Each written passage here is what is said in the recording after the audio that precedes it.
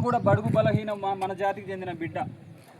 కింది స్థాయి నుంచి అంచెలంచెలుగా ఎదిగి భారత మాజీ అంటే ఒక ఉప ప్రధాని లెవెల్కి ఎదిగిందంటే అతను జాతి కోసం ఎంత కష్టపడ్డాడో ఈరోజు మనకు చూస్తే కులతత్వం కొంచెం మన కళ్ళ ముందు మనం అనుభవించట్లేదు.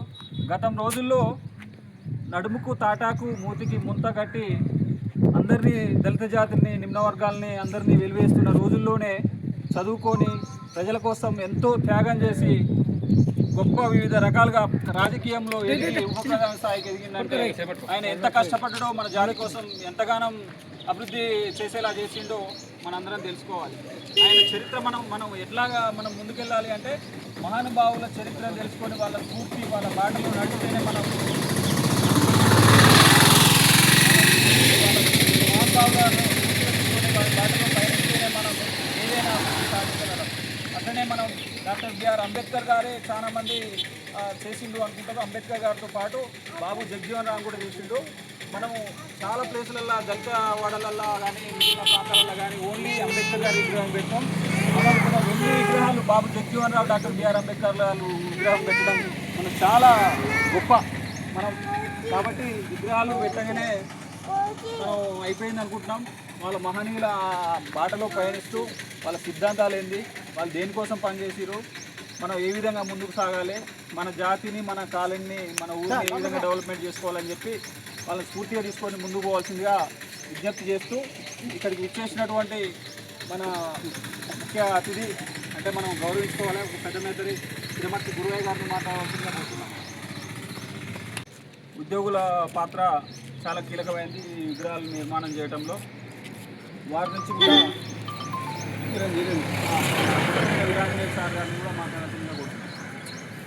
అందరికీ నమస్కారం. ఈరోజు బాబు జగజీవన్ రామ్ గారి 118వ జయంతిని మనం మన కాలనీలో జరుపుకుంటున్నాం. వాళ్ళ యొక్క ఆశయాల మేరకు భయంకరమైనటువంటి వాళ్ళ రాష్ట్రం కులతత్వం ఉన్నటువంటి బీహార్లో ఉన్నటువంటి వ్యక్తి అసలు చదువుకోవడమే గగనమైనటువంటి పరిస్థితుల్లో ఆయన అంచెలంచెలుగా ఎదుర్కొంటూ వచ్చి 23 ఏళ్లకే శాసనసభ ఎమ్మెల్యేగా నియామకమైనటువంటి వ్యక్తి. అక్కడి నుంచి 5 దశాబ్దాలు 50 సంవత్సరాలు ఎంపీగా గెలవడం జరిగింది. 50 సంవత్సరాలు వరుసగా వారు 1937లో ఫస్ట్ గెలుపు మొదలుపెట్టుకుని ఆయన చనిపోయేంత వరకు 1986 వరకు కూడా ఆయన పార్లమెంటు సభ్యుడిగానే ఆయన మరణించడం జరిగింది. అంతటి సేవా తత్పరుడు ఆయన. రక్షణ శాఖలో కీలక బాధ్యతలు పోయించి కార్మిక శాఖ కీలక శాఖలు పూజించిన తర్వాత బాబాసాహెబ్ అంబేద్కర్ గారు రాజ్యాంగ నిర్మాణం అవుతున్న క్రమంలో రాజ్యాంగం ఒక రాజ్యసభ దిగువ సభలో రాజ్యాంగ పరిషత్తులో అని రాజ్యాంగం ఆమోదించుకోవాలి అంటే బాబాసాహెబ్ అంబేద్కర్ గారు బాంబేలో మన పార్లమెంట్ ఎంపీగా పోటీ చేస్తే అక్కడ ఉన్నటువంటి అగ్రకులాలన్నీ ఓడించడం జరిగింది. ఈయన పార్లమెంట్లోకి పోతూ ఆ రాజ్యాంగం అమల్లోకి రావద్దనేటువంటి జరిగినప్పుడు ఆయనను పశ్చిమ బెంగాల్ నుంచి పోటీ చేసి వస్తున్న క్రమం లోపల పార్లమెంట్లో ఉన్నటువంటి కీలక సీనియర్ సభ్యుడైనటువంటి బాబు జగజీవన్ రామ్ గారికి చేతిలో ఈ రాజ్యాంగం యొక్క ప్రతిని చేతిలో పెట్టి నా యొక్క 2 సంవత్సరాల 11 నెలల 18 రోజుల కష్టాన్ని మీ చేతిలో పెడుతున్నా, ఈ రాజ్యాంగం ఆమోదింపే చెప్పే బాధ్యత లోపల మీకు పవర్ ఉంది, మీరు లోపలికి పోవచ్చు కాబట్టి దీన్ని మీరు ఆమోదించడానికి మీ వంతు సహాయక సహకారాలు అందించండి అని జగజీవన్ రామ్ గారిని బాబాసాహెబ్ అంబేద్కర్ కోరడం ద్వారా ఈయన కష్టాన్ని మొత్తం ఆ రోజు అధికారికంగా మద్దతు కూడగట్టి దాంట్లో ఆమోదింపజేయడంలో మన బాబు జగజీవన్ రామ్ గారు కీలక పాత్ర పోషించి కార్మిక సంఘాలకు యూనియన్లు పెట్టడం, 12 గంటల పని ఉండేది, 6 గంటలకు ఎక్కి 6 గంటలకు దిగాలి. అప్పటిదాకా చేయాలంటే శరీరం తక్కువ అయిపోయినటువంటి పరిస్థితుల్లో 8 గంటల పనికాలాన్ని తగ్గించుకుంటూ ఈ యొక్క ఎన్నో మౌలికమైన చట్టాలను ఏర్పాటు చేయడంలో అప్పుడు ఉన్నటువంటి నెహ్రూ గవర్నమెంట్లో కానీ ఇందిరా గాంధీ గవర్నమెంట్లో కానీ దగ్గర 7-8 శాఖలలో పనిచేసి 30 సంవత్సరాలు కేంద్ర మంత్రిగానే చేసిండు. 50 సంవత్సరాలు ఎంపీగానే ఆయన జీవితకాలం అంతా చేసి మనకు కావాల్సినటువంటి పేదలకు దళితులకు కావాల్సిన చట్టాలు ఎన్నింటిలో వారు ఎంతో పాత్ర పోషించి ఈనాడు గురుకుల పాఠశాలలు కానీ ఆర్థిక వ్యవస్థలు కానీ ఈ మన సప్లాన్లు పెట్టడం కానీ ఎస్సీ ఎస్టీల గవర్నమెంట్ ఇచ్చే పథకాలు కానీ సబ్సిడీలు కానీ ఇవన్నీ రావాలి అంటే మన యొక్క ఆదాయం ప్రభుత్వానికి పోతున్నప్పుడు మరి ఈ ఎస్సీలకు BC plan, SC plan, sub plan, ST plan వేసి కింది వర్గాలు ఆర్థిక సమానత్వం వచ్చినప్పుడు కులాలనే పోతాయనేది వీళ్ళ యొక్క మౌలిక అంశం. వాళ్ళకు ఉన్నటువంటి ఆలోచన. ఆర్థిక సమానత్వం ఎప్పుడు వస్తుంది?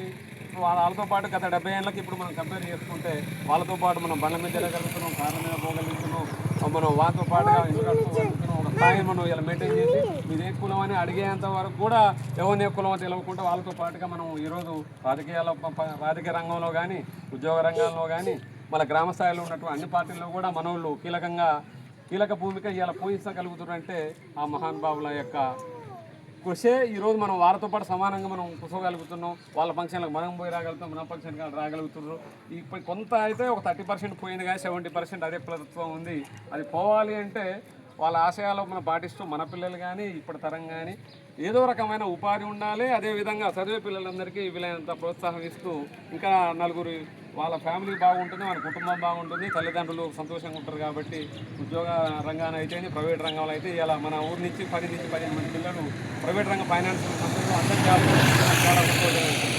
రాంబాబు అయితే మన రమేష్ అయితే పిల్లలకు అందరికీ ఎవరికి లోన్ కావాలని లోన్లు ఇవ్వగలుగుతారు.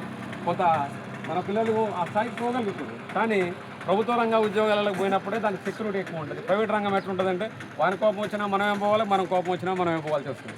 కాబట్టి అందరూ ఇంకా వీలైతే 35 సంవత్సరాలు 40 వరకు కూడా మనం విద్యాపరంగా ప్రయత్నాలు చేస్తూనే మన కుటుంబాన్ని బాధ్యతలు గౌరవించుకుంటూ మనందరినీ మనం ఇక గౌరవించుకుంటూ పోవాలి. ఇప్పటికి ఉన్నటువంటి కొంత వాతావరణం ఇప్పటికీ మన కాలనీలో కొంత వేడి వాతావరణం ఉంటుంది. దాన్ని మనం మ్యాక్సిమం అందరం ఒకటిగా అంచెల వారిగా తగ్గించుకుంటూ అందరం ఏ పని చేసినా కూడా కలిసిపోయే విధంగా ఉండాలని అందరి తరఫున కోరుకుంటూ మరొకసారి బాబు జగన్మోహన్ గారికి జన్మదిన శుభాకాంక్షలు తెలియజేస్తున్నాను. Thank you. తయారు కావడానికి మన పిల్లలకు కూడా మంచి చదువులు ఇప్పించాలి. అలాంటి పెద్దవాళ్ళ గురించి చెప్పాలి. మన పిల్లలకు తెలియదు చాలా మందికి ఎంకరేజ్ చేయాలని.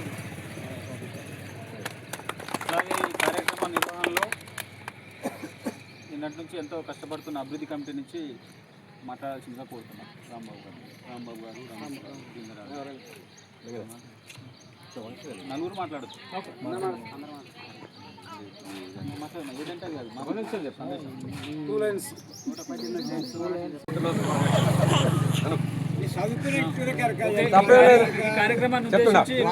వాస్తవంగా అయితే మనకు తెలిసిన కాడికి మా చిన్నతనం నుంచి కూడా అంబేద్కర్ అంటే చాలా గొప్పవాడు.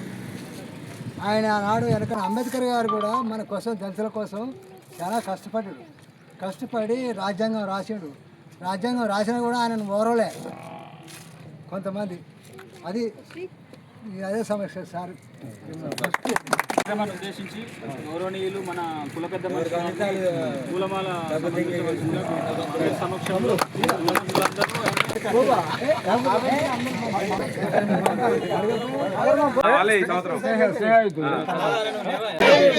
మేము పైసలు ఇచ్చినా ఇవ్వకపోయినా